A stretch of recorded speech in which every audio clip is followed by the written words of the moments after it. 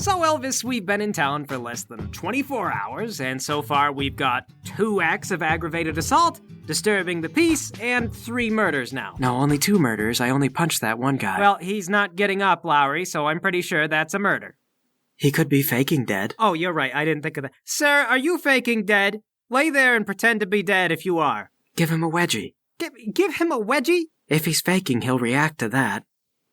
All right, fine. I will give the dead man a wedgie. I walk up and I give the guy a wedgie. You yank up the dead bodyguard's underwear, and he does not respond. Well, nothing. No signs of life. I guess he's dead, Lowry. Why didn't you just check his pulse, Paul? Yes, Lowry. Why didn't I just check his pulse, huh? Because some spiritual masters are able to slow their heart down and fake their death. You wouldn't be able to tell just by the pulse. Well, why can't a spiritual master ignore a wedgie? Give him a harder wedgie. Lowry. Like an atomic wedgie. Pull it up over his head. Okay, atomic wedgie coming up. You pull the man's underwear so hard that it rips, and then you pull it up over his head. No response. Well, there we are. What do you think? Verdict? Okay, maybe I killed him. Yeah, and maybe the sky is blue. Or you shouldn't lick a toilet seat. Elvis did most of the murders, okay? Why are you yelling at me? Look, guys, it's okay. We killed the witnesses. No one will even know our motive. The waiter you guys spoke to when you came in pokes his head out and says, "Is everything okay, sir? Oh my God." Point to the man with the wedgie. If you talk to the town guard, this'll be you. He closes the door. I get out my knife. Okay, I know what to do about loose ends. Okay, all right. I know what to do about a triple homicide, too. We have to leave town. No, it's easy. We just have to kill everybody who saw us. You were yelling down the streets. Half the town saw us. Okay, so it's a big job. See, this is what happens when we don't have Lowry do everything. You know, if you'd had to make those water slides, you probably would have put knives on them. I mean, if you want to kill Bingle, then yeah. We're trying to catch Bingle. You're not allowed to lead the charge anymore, Elvis. But I could do better. Just give me one more chance. No, we're lucky that there's like a couple of nations between us and the Dark Nation. This cannot even get home. Yeah, even if they don't care, they'll call us incompetent for one. I mean, what is this? A triple homicide. I mean, job-wise, this has got to be like a 2.5 stars out of 5. Out of 10, we were hired by the Emperor himself, remember? Yeah, it's not exactly a royal performance. It's a great performance. I'd love to see the Emperor try to kill 3 people this fast. He yells, "You're executed," and then you die. No, they gotta go get the headsman and whatever. It's a whole thing. Elvis does make a redeeming point. I killed that guy in 1 punch. You were sure he wasn't dead. I underestimate myself. You weren't even trying to kill him. That's just how good I am. He was definitely trying to survive. Well, we told the Obliterator that we'd look into where that light dragon went, and now we know he's in the Fire Nation with some guy named Zubo and Ibo. The Obliterator did not like the Pyrite Syndicate, but I don't think murder is gonna sit well with him. He's murdered tons of people. But, you know, I guess he has. Yeah, nobody yelled at him for all the murders. He buried a guy alive, and they cheered. I think there's something about a stage that just makes people crazy. Is that where I went wrong? I should have done a stage? You went wrong way before this, Elvis. You know, though, if you think about it, the more people that watch you commit a murder, the more people are going to have faulty memories because they're all going to have different recollections of the event. You're right. The only thing those people could say for sure is that you're both the stupidest idiots that anyone's ever met. I doubt that. We've all got that one stupid uncle. You know him. Yes, I know Uncle Arugula. As often as your uncle loves to get naked and run, I wonder how he got so fat. From the beer. Yeah, it's the beer. Nothing but empty calories. Oh. Look, we ought to get out of here. We're going to be caught by the guards, and we're going to have to come up with a really dumb explanation. Birthday party! Maybe that would explain the wedgie, but the blood is everywhere now. Actually, I'm standing in it. Hang on. Yeah, let's go outside. Oh, wait. Hey, if anyone in the Pyrite Syndicate asks, the Women's Airbending League did this. Get out of our city, you crooks! Okay, I'm ready. You guys step outside. You're now standing outside the Golden Chicken Nugget. A small nuclear family approaches the door. Oh, excuse me, we're closed for the day. Oh, really? How come? Rats. Like 100,000 rats. Oh. Yeah. They leave. Guys, we're never going to catch Bingle. What if he falls? I don't mean catch him in my arms, you idiot. I mean, like, capture him and take him back to the Emperor. And I mean, what if he slips and he, breaks his hip and he can never walk again? Well, then he couldn't learn to bend for the Dark Lord anymore, so... I'm just saying, life throws you these curveballs. We could catch him. I thought the plan now was to befriend him. I don't know. I mean, it's just kind of like, because nothing else is working. Well, we could keep trying it. I mean, we barely even scratched the surface on that. Larry, can I don't think I'm very likable. What? I like you, Paul. Yeah, I know, and I appreciate, can I be honest with you guys? Why, are you gonna hurt my feelings? I don't think you're very likable either. Oh, well, yeah, I knew that. I'm not likable? Why am I not likable? Elvis, you're weird.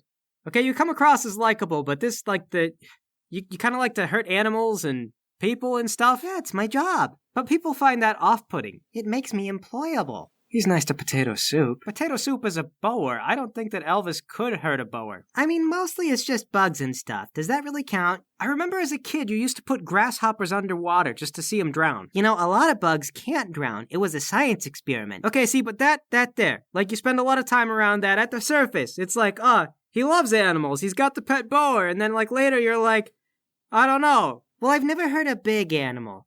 And the people I've heard all kind of deserved it, I think. Well, I don't know that Bingleberry's going to agree. I mean, okay, we could trick him into being our friend for a week, maybe 2 weeks, possibly a month tops. But sooner or later, he's going to see through the charade. I can't keep up an act forever.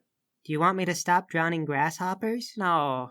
I mean, Elvis, you laugh like a little kid every time. I wouldn't feel right stopping that. Could you stop naming them before you do it, though? Because that weirds me out. I mean, look at us, boys. We're out in the ass end of nowhere.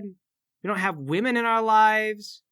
We're not part of any clubs or anything. I feel like I've quit more things than I've tried. I have joined every club that you've tried to get into, and none of them have been worth the effort. Yeah, to be honest, I think that the Women's Airbending League actually kind of sucks. Those people are just trying to belong, Paul. But you get in those groups and you know what they are? Nothing. People trying to find an identity. But you know who I see every time I look at you? I see Paul. Lowry, I am standing outside of a family dining establishment in a woman's dress and my high heels are covered in blood. This moment does feel very distinctly like it belongs to you, though. Really like it belongs to us, to be honest. I never would have done fun stuff like this on my own. Elvis, that will haunt my soul. I am going to lay in bed at night thinking about that. Every day is like an exciting carnival. I get to see new places, drown new grasshoppers, eat new types of food. I may not be the most likable guy, Paul, but I like you. And Elvis likes you. Yeah. Well, okay, guys. Thanks. I like you too. Oh, that girl from the Water Nation liked you. Yeah, there must have been something wrong with her. Oh, for sure. Who likes carnivals that much? That is weird. But all this doesn't resolve our current predicament. I mean, what do we do now? Leave and wait for Bingle to move on. He's got 2 nations left, Fire Nation and Darkness Nation, and we know how he feels about Dark Nation. No, we gotta tell Obliterator about the Light Dragon. That's what we said we'd do. We don't have to do anything for Obliterator. But what if we did, though? Paul, I know I just said that I liked you, but I think maybe you were right when you said that you're unlikable. No, I don't mean to make him like us. I mean, what if we went and we got the Light Dragon, and then we used it as bait? Like, we capture the Light Dragon? Yeah, and then we let Bingle know that we have it, but we're taking it back to the Dark Nation. So he has to come after us if he wants his pet back. Then Bingle has to catch us. Yeah, we can't catch him. But what if we run so fast he never catches us? Oh, I like that so much better than trying to be Bingle's friend. Yeah, I hate Bingle. I hate him too. I thought we were doomed. Oh my god. We're smarter than him. He's only 12. We're so much smarter than him. Because we've also got to get out of town, which means we have to leave anyway. I mean, we gotta go to the Fire Nation. We can't stick around. Okay, let's go. Oh, wait. We gotta talk to the Obliterator. But why? It's better if they don't know. Guys, do you remember what just happened in this golden chicken nugget? The murders. Not the murders, the information suppression. The people who knew what happened to that Light Dragon are now all dead. Except for Zubo and Ibo. Yeah, but the Obliterator and Bingleberry aren't gonna figure that out. We killed their only lead. You're a genius, Elvis. A genius. A mad genius, you. Ah, shucks. I did it without thinking. Why do we have to talk to the Obliterator, though? Because he knows we're trying to help him. Forget it, you'll see. I want it to be a surprise. Mason, we go back to the Obliterator. Well, he's no longer at the community center, but when you ask around, he is an enormous man. So you just say, "Where'd the big man go?" And they say, "Oh, the big man from the Earth Nation?" And they'll point you to the hotel that he's staying at. You ask the front desk what room he's in, then you go to the room and you pound on the door. The Obliterator answers. "Hello? Oh, it's you girls." Yes, good evening, sir. I came to say that we're sorry to report we did not find out anything about your Light Dragon. Oh, that's too bad. Well, I didn't have high hopes. But we are touched by your story. Absolutely touched. I mean, it's so sad. A 12-year-old boy, he's lost his only pet. He has. I wish I could get him a new one, but I don't even know where you found another Light Dragon. And of course it wouldn't be the same. It wouldn't be. That's why me and my friends will not rest until we help you get a lead. From now on, every waking moment of our day will be dedicated to nothing but that. That said, though, how long do you think you're going to be in town? Because, I don't want to, not have anyone to report to. Oh, well, in that case, I signed up Bingle for about 2 months at the training center, so we ought to be there at least that long. Okay, 2 months you're going to stay in town. Great.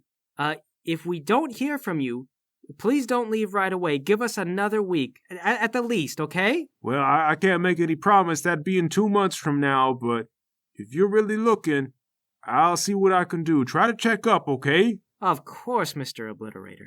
I really hope we can find your pet. All right, you have a great night. The Obliterator closes his door and goes back to whatever it was he was doing. And there it is, boys! We are helping the Obliterator, and he freely tells us how long is he going to stay here. Now, the only question is, how long will it take us to get to the Fire Nation? You go back home, you get out the map, and if you move quickly and you take the main roads, about a week. Okay, so we get to the Fire Nation, and then we look for a Zubo and an Aibo and a Light Dragon. Light Dragon's a rare thing. People should hear about it, right? Hopefully? Yeah, maybe. What's going on? You guys hatch a new plan to get Bingle? That's right, Mom, and the next stop is the Fire Nation. He's moving on already, has he? Now we're moving on ahead of him. Oh, an ambush. Okay, good. Actually, as we're doing this, it occurs to me that guy we killed didn't expressly say where Zubo and Aibo were. We'll say he did. I kind of glossed it over. I was like, yeah, Zubo and Aibo, and he gave you a location too, but I don't know. It's on the map. Fire Nation capital. Oh, okay, all right. Fire Nation capital it is, boys. It's nice how every stop is the capital. Fire Nation capital it is. You hitch up the horse nostrices and then strike south. Hilly terrain gives way to tundra. It turns cold. It's reminiscent of the north, but not nearly as mountainous. Luckily, there's plenty of timber to break the wind. The Fire Nation doesn't really need it to keep their fires lit. And there's advertisements along the way for tons of hot spring. Now, you guys don't have time on your way up there, but if you're quick enough, coming back, you might be able to take some leisure. The world is fair to you this time. It's a gambler's fallacy that you can't roll snake eyes too many times in a row, but at least this once, it's panned out that way. When you arrive at the Fire Nation capital, you see it's a vaguely industrial place. They've got a lot of fired clay they've used for their buildings, and there's smoke rising from virtually every chimney. They put up a lot of festive red decorations, kind of in the style of fire. It's reminiscent of Christmas, although that doesn't exist in this world. You enter the bustling, busy streets with nothing but hope in your heart, and the names of 2 people. Okay, let's start by getting a bunch of money exchanged, because I have an idea. After we've got a bunch of money, let's go down to the tax collection office, and then ask them, while sliding over a purse of coins, if they have any information on an Aibo and a Zubo. The tax collector pulls out a coin and bites it just to make sure, and then he goes, let me see. Aibo, Zubo. And he starts going through all the files, and he pulls out a couple, and he says, here we are. Not that it's my business, but why are you looking? A friend of mine had to sell his son's pet. And I wish he'd come to me first, because as you can see, I've got plenty of money to go around, but pride. You know how it is. Oh, yes, my brother is the same way. So let's see. I am looking for an Aibo and a Zubo with the same address. That narrows it down. Yeah, there's only one Aibo and Zubo living together. They're listed as living at a place called the Round Theater. Theater men. Well, I guess that makes sense. That's a good place for an exotic pet to turn up. Oh, that's not good, though. Well, let's be fair. There's really not any good place for an exotic pet to turn up. Seriously. Oh my gosh, we forgot potato soup. Oh, shoot, we did. We didn't even tell him we're leaving. It's okay, he's a bower. Lowry, we only paid for 1 week of classes. What are they gonna do, throw him out? Oh God, I hope the bower doesn't have to live in the woods. Lowry's right. Potato soup will probably be okay. Yeah, but he's gonna be mad, though. Mad at me. He's the most reasonable wild animal I have ever met. I'm sure he'll be okay. But Paul, I don't know if he actually understands anything that we're saying, or if he's just grunting and we think he is. No, he definitely is. We have definitely told him things, and he's definitely acted like he understood. The only thing we do is ask him to wear false mustaches and sit around. That's not very difficult for him.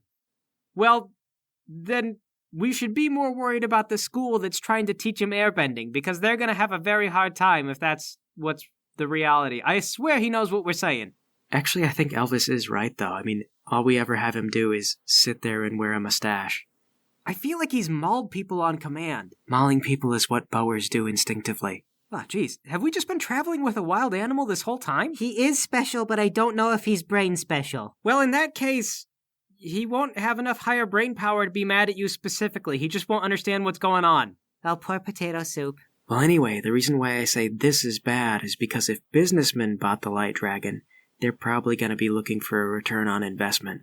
That means they won't give him up unless they can make what they thought that they could make. Well, we've got money, illicit winnings from the Earth Nation. How much money do you suppose someone would expect they could make on an exotic light dragon? You'll soon find out, because as you discover, the Round Theater is in the heart of the city. Whoever works here is probably doing pretty well for themselves.